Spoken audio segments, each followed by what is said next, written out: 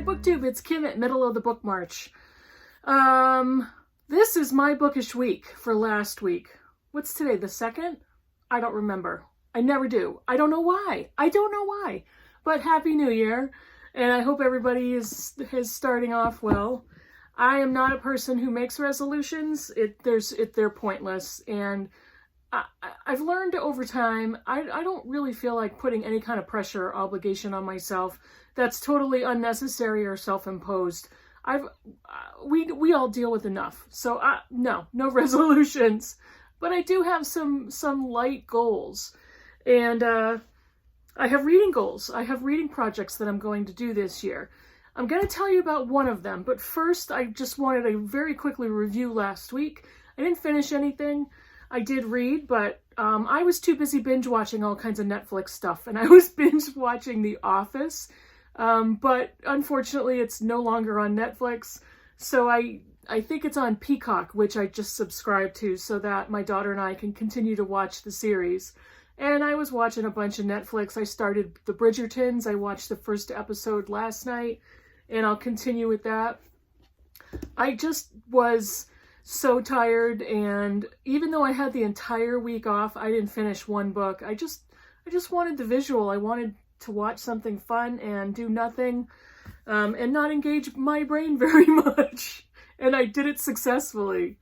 So I am still currently reading Be Free or Die. This is the amazing story of Robert Small's escape from slavery to Union hero by Kate Lineberry. This is very good, and I'm shooting to get done with it this weekend. I'm on page 152, so I think I have, I don't know, like 80 pages left, and I'm pretty sure I can finish this. This is about an escaped slave who steals and commandeers a Confederate steamer and pilots it to the Union Army and escapes to freedom with his family. And of course, these truths, I'm hoping to finish section 2. I am a little bit behind, but I'm going to work on this weekend as well. I don't have too much farther to go. I am on 273, and I think that means I have about 57 pages to go. This book is super readable, and it's a quick read, believe it or not. Even though it's very chunky and there's a lot of history, there's a lot of information in here. It's very readable and it's interesting, so I'll probably finish both of those books this weekend. I say probably because, like I already said, I'm not putting any unnecessary self-imposed regulations on myself. So, as you've gathered in my video title, one of the book projects I'm doing this year is Cromwell 2021. I might be late to the party, but I don't care. It's something I was shooting for doing this year. And what I've decided to do is read the Hilary Mantel Trilogy, as well as the, hopefully I don't mispronounce his name, but Diarmaid MacCulloch. Thomas Cromwell, A Revolutionary Life. This is a very chunky biography of Thomas Cromwell. What I'm going to do is I'm going to read this book in the first quarter of the year. And when I'm done with this, I'm going to launch into the Hilary Mantel, Thomas Cromwell. I always want to say Thomas. The Wolf Hall, Bring Up the Bodies, and The Mirror and the Light trilogy. It's going to be a year-long read-along, so I've divided it into quarters, and there's a small group who's interested in reading along with me. We've set up a Voxer group chat already, and I can put the schedule down below, but it's basically going to run for the entire year, and each book is going to be read over the quarter. It should be very doable. Even this one, which is a biography, so it's nonfiction, and it's super long. It's actually shorter than it looks, only because nonfiction like this always has a very lengthy bibliography, a lot of notes. So the actual text to read is about 552 pages. And I think there are pictures, and yeah, there's pictures along the way. There are examples, you know, those types of pictures. So I've heard positive and negative reviews about this book. I've heard it's dry and long and boring, and I've also heard that it's really interesting. gives a lot of solid information on Cromwell and his life. I have heard some people say once they finished it, they looked at him as, why would anybody want to reflect on his life at all? He was just not a good person. We'll see. I don't know much about him, but that's the book I'm going to read first. And then, of course, the first book in the trilogy is Wolf Hall by Hilary Mantel. Wolf Hall was published in 2009, and I have my set of books all in hardcover. And then I found Bring Up the Bodies at a library sale, and Bring Up the Bodies was published in 2012. I always like keeping the library cover on it, even though it has the stamps and everything. I don't care. And then the last book, which was just published in 2020, is, of course, The Mirror and the Light, the conclusion to the trilogy. And again, there's so many mixed reviews on these books as well. Some people just absolutely love the entire trilogy. Some books are better than others. That usually happens with a series or a trilogy or whatever it is. Other people stopped at Wolf Hall, either didn't finish it or just thought it was so insanely boring. Why am I telling you all the negativity? Because I want, if you're interested in joining along with me and with the group that I have going already, you just go in with your eyes open. And I'm going to be honest with you. If I can't stand the biography and I DNF it, I will try Wolf Hall. If I can't stand Wolf Hall, I will not continue because I refuse to do that to myself. Wolf Hall and the rest of the trilogy are books that were on my bucket list books, the video that I did last year, and I'll link that below. So I want to give it a good, solid effort. I want to jump in with both feet. I want to do this. I want to do this.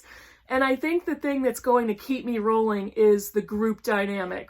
And it's always worked so far. When I do a buddy read, I think I've had 2 buddy reads where I could not stand the book and DNF'd it. And both of my buddy read partners were extremely understanding. But typically, if it's in a group read-along or a buddy read, it's so much easier to get involved, to get deeper into the narrative, into the text, and have it be a more fun experience. I almost said funner. Is funner a word? I use that word a lot, but my family tells me, Mom, that's not a word. Funner, and I'm going to look it up, and I'm going to put it down below if it's a real word. Sometimes I think you guys watch my videos and you think, this woman is an idiot. Why does she not know this stuff? And I do at some level, but who cares? I don't care. So those are my plans. Actually, those are just some of my plans. I do have another book project that I'm going to be doing this year. I'm going to do that in a different video. Stay tuned. I still have my couple of books project. I am waiting for a more readable copy of Wide Sargasso Sea. I still have my Norton Critical. I might just start that this month and get that rolling because I really do want to read that in January. You know, Jane Eyre is still fresh in my mind from finishing it in November. What else? I'm looking at my nightstand. I have a book group, and in real life book group book to read. I'm not going to tell you what that is yet. And I have 2 other nonfiction books that I'm hoping to read for buddy reads this month. So it's not as much as, again, I'm looking 1, 2, 3, 4. I have four upcoming books to read in January. And then I have the McCulloch biography is to be read over 3 months. That'll completely doable. That's less than 200 pages a month. And then this book and These Truths, These Truths section I will finish probably this weekend. I'm looking again. And so that gives me quite a bit of time and space to fit in more books. The BookTube prize is starting February 1st. We have, according to Robert, who has coordinated the BookTube prize for the last 3 years, we have 209 judges, and I am going to take part again this year. I took part the very first year, and I did not take part last year. So, 209 judges. I think he's still accepting judges if you're interested. So that will start in February. I'm not sure yet how many of the rounds I'm judging. I'm starting with 2, and we'll see. There should be plenty of judges, so no judge is going to have to take on too much. So, but I want to keep the schedule kind of open to plug books in for that. So that means in January, I still have quite a bit of time and space. And I've got some other things. I still want to read A Promised Land by Barack Obama. And what I think I might do is I might look at my shelves and pick out some slim novels to fit in for January, books that I've wanted to read for a really long time. I have several. So, you know, hopefully you'll see those in my next video. I have nothing going right now, so I didn't want to present anything. But, as I said, if you are interested, the light schedule, 1 book every quarter this year, is below. I'm starting with the biography, and in April I will move on to Wolf Hall. In July I'll start Bring Up the Bodies, and in October I'll start The Mirror and the Light.